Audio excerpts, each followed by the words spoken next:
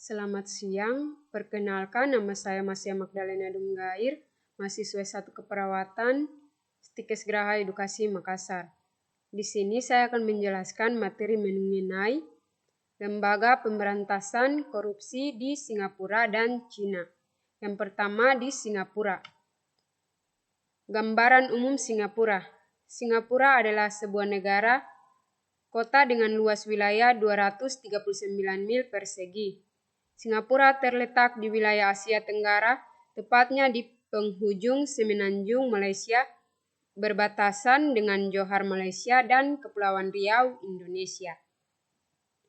Gambaran umum dan sejarah pemberantasan korupsi di Singapura. Menurut PERC, Singapura menduduki peringkat kelima dunia negara terbersih dari korupsi. Pemberantasan korupsi di Singapura berawal dari kegagalan bagian anti korupsi kepolisian Singapura. Gerakan-gerakan pemberantasan korupsi ini kemudian menguat begitu People Action Party di bawah pimpinan Lee Kuan Yew yang berkuasa pada tahun 1959. Pengesahan Undang-Undang Pencegahan Korupsi yang diperbaharui pada tahun 1989 dengan nama D-Korup ACT. Pembentukan CPIB. CPIB didirikan pada tahun 1952 sebagai sebuah organisasi yang terpisah dari polisi. CPIB bertugas untuk menjaga integritas dari publik dan memastikan adanya transaksi yang bebas di sektor publik. Melakukan pencegahan korupsi dengan menganalisa cara kerja dan prosedur dari lembaga-lembaga publik untuk mengidentifikasi kelemahan administrasi yang ada di lembaga tersebut yang dapat menimbulkan peluang melakukan korupsi dan malpraktik. Hubungan dengan pemerintah. Presiden memiliki wewenang untuk menunjuk direktur atau pemimpin tertinggi dari CPIB. Presiden tidak mempunyai hak untuk ikut campur dalam hal pemberantasan korupsi. Contoh kasus korupsi di Singapura. Korupsi yang dilakukan Departemen Bea Cukai yang meluas pada tahun 1950-an. Korupsi dalam departemen ini dapat berbentuk adanya uang pelicin demi pelayanan yang cepat, perizinan untuk memasukkan barang-barang ilegal, penyeludupan barang kena pajak untuk bisa masuk ke Singapura dengan membayar pajak yang lebih sedikit daripada yang seharusnya atau bahkan tidak membayar pajak sama sekali.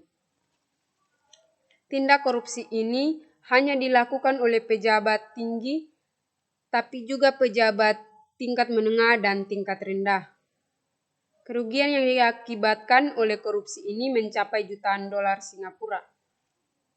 Pemberlakuan beberapa undang-undang pemberantasan korupsi yang keras pada tahun 1960, misalnya pemberian kekuasaan penuntut umum untuk memerintahkan penyidik oleh perwira senior terhadap setiap bak saham pembelian sekarang pengeluaran daripada menuntut orang untuk melakukan atau menunjuk dokumen yang diterima. CPIB berhak memeriksa segala catatan yang berhubungan dengan kekayaan dan aset masyarakat, misalnya kepemilikan rumah, mobil, dan barang modal lainnya. CPIB juga melakukan tindak pidana korupsi dengan cara memberikan imbalan berupa uang, surat perjanjian, dan masa depan kenaikan pangkat yang lebih kepada pejabat yang menolak korupsi dan melaporkan klien yang mencoba melakukan tindak penyuapan tersebut. Memberikan hukuman penjara dan denda bukan hanya bagi mereka yang melakukan korupsi, tapi juga bagi pengawal mereka.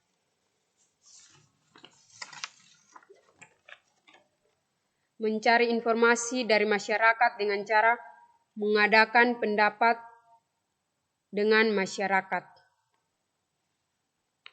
faktor yang mempengaruhi pemberantasan korupsi di Singapura. Yang pertama, adanya political will yang tinggi dari pemerintah Singapura untuk memberantas korupsi. Kuatnya hukum terutama peraturan mengenai korupsi, adanya hukuman yang berat bagi para koruptor, adanya pendidikan anti korupsi, adanya analisis mengenai korupsi, adanya deklarasi aset dan investasi, larangan menerima hadiah. Yang kedua, pemberantasan korupsi di negara Cina. Gambaran umum Cina. Republik Rakyat Cina adalah negara terbesar di Asia dengan penduduk terbanyak di dunia. Cina adalah negara suku Han, mendominasi hampir seluruh bagian Cina. Cina adalah negara sosialis, dominasi PKC atau Partai Komunis Cina. Dahulu Cina memiliki koloni yakni Hong Kong dan Macau.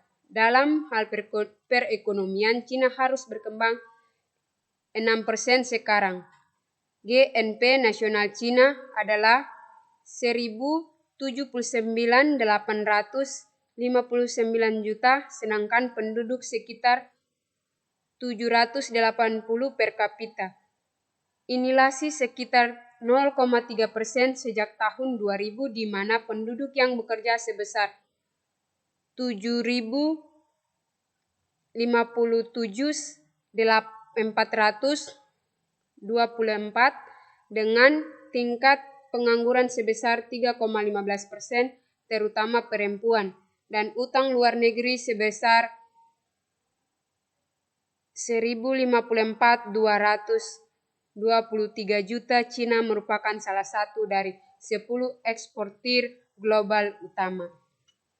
Gambaran umum dan sejarah pemberantasan korupsi di Cina. Korupsi ada sejak zaman dinasti Zhou, periode revolusi nasional dan peperangan antar wilayah menyusul berdirinya Republik Rakyat Cina pada tahun 1911. Juga tidak luput dari korupsi. Korupsi juga menjadi salah satu penyebab jatuhnya Kuomintang, sebuah partai nasional yang didirikan oleh Sun Yat-sen dalam perang saudara melawan kekuatan komunis yang berakhir pada tahun 1949. RRC pada masa pemerintah Mao Zedong melalui reformasi ekonomi pun terlibat banyak kasus korupsi. Menurut statistik resmi pemerintah di Cina, ada 8 juta pejabat partai yang menduduki posisi pemerintahan. Sejak 1998,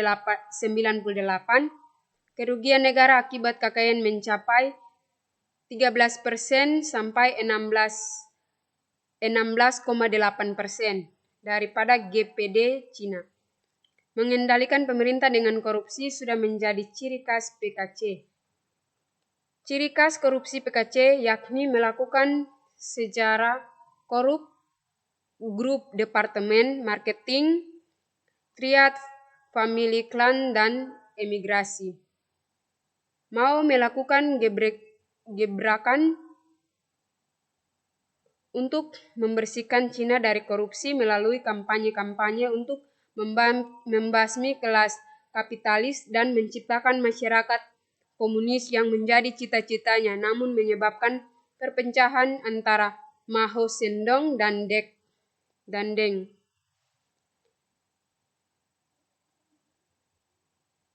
Halnya kembali dengan Xiaoping tahun 1978 membawa reformasi ekonomi di Cina yang berkaitan dengan 5 proses, yaitu desentralisasi, marketisasi, diversifikasi, kepemilikan, liberalisasi, dan internasionalisasi. Deng Xiaoping pun menciptakan slogan menjadi gaya itu mulia. Shifuzi Guarong. Seperti pada 7 Agustus 2009 dalam 7 berita utama dunia yang disiarkan oleh radio BBC di hari yang sama, 3 diantaranya adalah kasus korupsi bernilai raksasa. Li Peying, mantan Perskom Bandara Ibu Kota Beijing, terlibat kasus korupsi bernilai ratusan juta RB renminbi. Kang Dixin, General Manager Grup Industri Nuklir, terlibat penyalahgunaan uang negara sebesar 180 juta RMB. Huan Guanyu beserta istri pendiri perusahaan elektronik Gome terlibat dalam penipuan transaksi obligasi sehingga semua asetnya senilai 166 juta HKD dibekukan oleh Pengadilan Tinggi Hong Kong. Lembaga Pemberantasan Korupsi. 2 lembaga penting dalam pemberantasan korupsi di Cina yaitu partai dan pemerintah. Pada September 2007 didirikan Biro Pencegahan Korupsi Nasional NBCP yang bertugas memonitor jalur aset yang mencurigakan serta aktivitas yang dicurigai merupakan hasil korupsi. Biro TBS juga memberikan arahan pekerjaan anti korupsi bagi perusahaan organisasi non-pemerintah, membantu asosialisasi pengadaan untuk menciptakan sistem dan mekanisme disiplin sehingga mencegah penyuapan komersial serta memperluas pencegahan korupsi bagi organisasi pedesaan seperti halnya masyarakat kota. Presiden Cina Hu Jintao mengultimatum bahwa korupsi merupakan ancaman terbesar bagi legitimasi hukum PKC. Langkah utama yang ditempuh Cina ialah menerapkan hukum mati bagi para koruptor. Sejak kasus Chen Kezhie pada September tahun 2000, tidak sedikit petinggi Cina yang dijatuhi hukuman mati ataupun penjara seumur hidup. Sejak dilancarkannya gerakan anti korupsi sampai tahun 2002 sudah 4.300 orang yang menjalani hukuman mati. Hubungan dengan pemerintah. Beijing Municipal Bureau of City Administration and Law Enforcement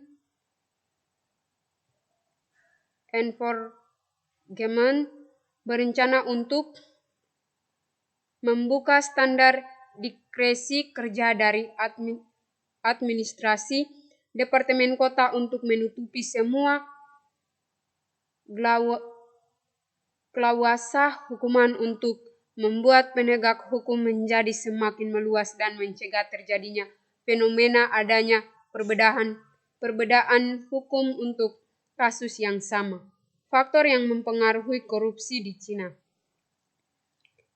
Sistem pemerintah yang otoriter, adanya tradisi guanxi atau koneksi, adanya reformasi ekonomi, adanya perdebatan mengenai usulan pembahasan koruptor.